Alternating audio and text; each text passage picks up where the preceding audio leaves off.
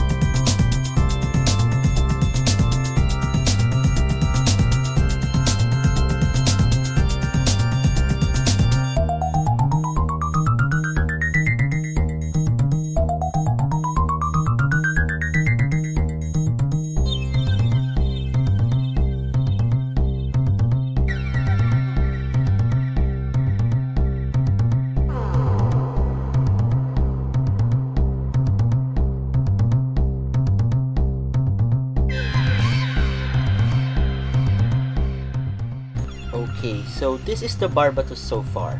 Basically, it's a stock mech with just new weapons.